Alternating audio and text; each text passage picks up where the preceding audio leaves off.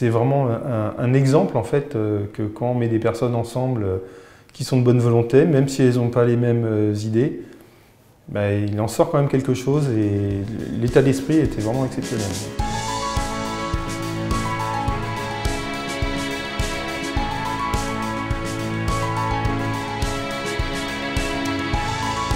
On s'est dit tout simplement qu'on avait besoin d'associer les habitants pour trouver les solutions qui vont nous permettre demain de répondre aux enjeux de mobilité, notamment de mobilité décarbonée. L'idée, c'est vraiment d'avoir un plan d'action et de faire en sorte que ce plan d'action puisse devenir réalité.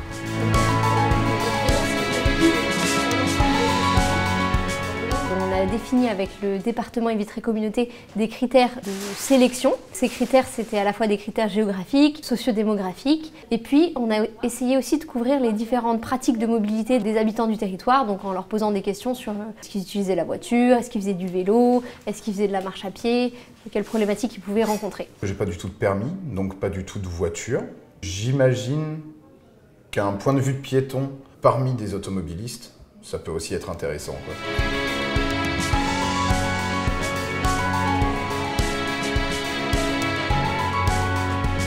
C'est intense.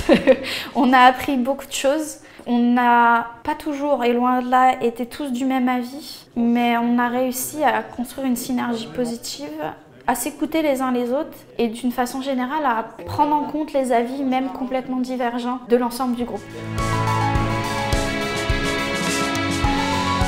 C'est bien qu'il y ait des personnes extérieures aussi qui interviennent. C'est bien aussi qu'on nous donne la parole. Je trouve ça bien. Ouais. C'est du bon sens. Parce que sans les citoyens, ils ne font rien.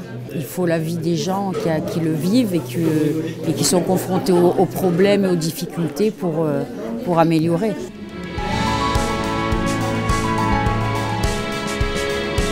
Je suis un ancien commerçant de Vitry et j'avais des idées arrêtées. Pour moi, la voiture était indispensable pour circuler dans Vitry. On pouvait pas, les commerces auraient fermé s'il n'y avait pas de voiture. Et en réalité, il y a d'autres modes de fonctionnement. Ils nous ont présenté leurs actions, que ce soit à Châteaubourg, à Vitry, des actions très très concrètes.